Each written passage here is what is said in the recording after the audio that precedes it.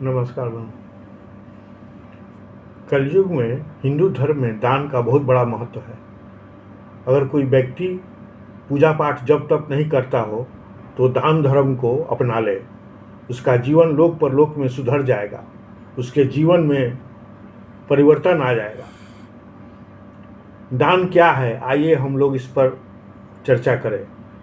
किसी दरिद्र या दुखी को किसी न किसी रूप से सहायता करना। दूसरा, मानव सेवा के लिए दान देना।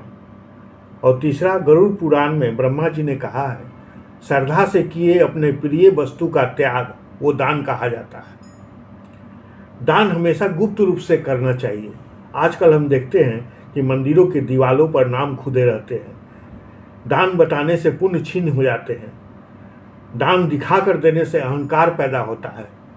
दान देने के बाद हमको ये समझना चाहिए कि ये तो प्रभु का दिया हुआ है, ये तो हमें अवश्य देनी चाहिए। हमारे देश में दानी राजाओं का इतिहास भरा हुआ है, जैसे राजा बलि, दधीची, दानी कर्ण, राजा रघु। राजा रामचंद्र जी के पूर्वज राजा रघु बहुत बड़े दानी थे। राज्य का खजाना पूरा दान कर दिए थे और वे एक पेड़ के नीचे मिट्टी के बर्तन में पानी पी रहे थे। बगल से दो राही गुजर रहे थे, दोनों आपस में बात कर रहे थे कि ये देखो रघु राजा हैं, मिट्टी के बर्तन में पानी पी रहे हैं। तब दूसरा राही बोला, ऐसा राजा नहीं हो सकता। तब तक राजा उन दोनों की बात सुन लिए थे और वे दोनों को बुलाए, ए सुनो, इधर आ। तब दोनों सहमे हुए नजदीक आए। तब राजा ने कहा, मैं सब तेरी बात सुन ली। सृष्टि के जितने भी सामान हैं वो सब भगवान का दिया हुआ है। अगर मैं थोड़ा दान कर दिया तो क्या हुआ, ये तो उन्हीं का सामान था जो मैंने दिया। पहले के राजाओं को यही भावना थी। दान देना परमात्मा और मोक्ष की प्राप्ति का मार्ग है। संसार में हर मानव का कर्तव्य है अपने व्यस्त जीवनचर्या से हटकर दान अवश्य करे। दान एक ऐसा कर्म है जिसमें आध्यात्मिक, धार्मिक और मानवीय संवेदनाएं जुड़ी रहती है। दान नाम कमाने के लिए, पुण्य कमाने के लिए नहीं किया जाता, अंतःकरण को शुद्ध करने के लिए किया जाता है, तब जिससे भगवत की प्राप्ति होती है। अब सवाल ये उठता है कि हम दान क्यों करें। दान क्यों महत्वपूर्ण है?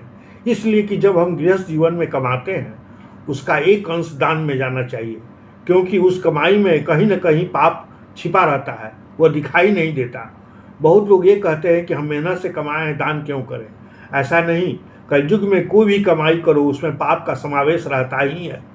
कमाई का एक अंश अच्छे कामों में लगाने पर जीव का कल्याण होता है, पाप का बोझ कम होता है, धन के प्रति आसक्ति कम होती जाती है, परोपकार की भावना उत्पन्न होती है। दान अपने जीवन को कृतार्थ बनाने के लिए किया जाता है।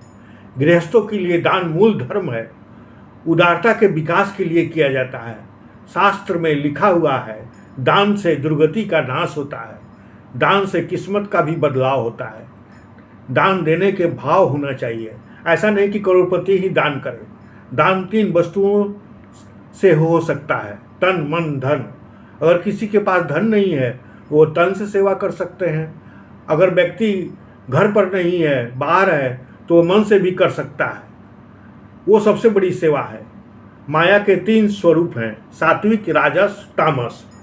जीव के भी 3 स्वरूप हैं। वेद कहता है, प्रश्नोपनिषद, पुण्य करोगे स्वर्ग जाओगे, पाप करोगे नरक जाओगे, और दोनों का मिक्स होगा तो मृत्यु लोक जाओगे। 3 गुण के कारण 3 प्रकार के दान होते हैं। तामस व्यक्ति तामसी फल, राजस व्यक्ति राजस फल, और देवताओं के निमित्त स्वर्ग होते हैं, और चौथा भगवान या महापुरुष संबंधी। ये 3 दान जिस व्यक्ति को हम दान करते हैं वह व्यक्ति इन तीनों गुणों में जिस गुण का है, मरने के बाद उसी का फल मिलेगा। दान पात्रों पर भी निर्भर करता है। 4 प्रकार के पात्रों में दान हो सकता है। आप जिस प्रकार के पात्र में दान करेंगे उसी का फल मिलेगा। और दान जिस सामान का कर रहे हैं उसको भी देखना पड़ेगा। कहीं किसी व्यक्ति को कष्ट देके या पाप करके किया है दान तो भगवान के यहाँ देखा जाएगा। दान का भाव हमेशा मन में जागृत रहना चाहिए। शास्त्र कहता है, मनुष्य को जितने में पेट भर जाए और आनंद के साथ रहे, तुम इतने के ही अधिकारी हो। अगर उससे ज़्यादा धन अर्जित करते हो तो दान करने के भागी हो जाओगे। अगर दान नहीं करोगे तो कानून के अनुसार स्पिरिचुअल चोर कहे जाओगे। सबसे बड़ा दान भूमि दान, गौ दान, भूखे को पेट भरना, कन्यादान, ये सब पुण्य के भंडार है। ब्राह्मणों की सेवा करना, भोजन कराना, दान देना, ये सब बहुत बड़ा महत्व है हिंदू धर्म में। जय हिंद।